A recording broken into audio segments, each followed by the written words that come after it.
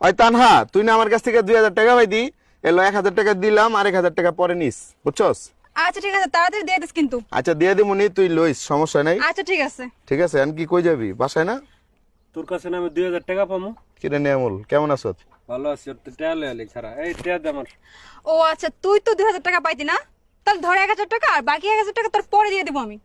তাহলে তোর দ্বারা 2000 পাইতাম, তুই 1000 দিছো, তার 1000 পামু। ঠিক আছে।